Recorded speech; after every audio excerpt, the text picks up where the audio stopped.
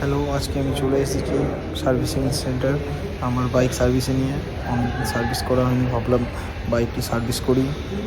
এখন আমার গাড়ির মোবিল চেঞ্জ হচ্ছে।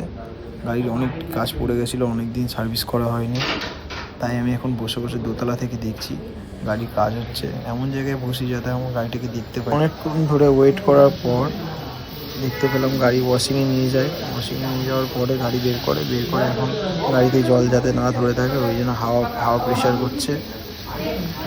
এরপরে হয়তো আমার গাড়ি ডেলিভারি দিতে পারে, এখনও কিছু জানায়নি।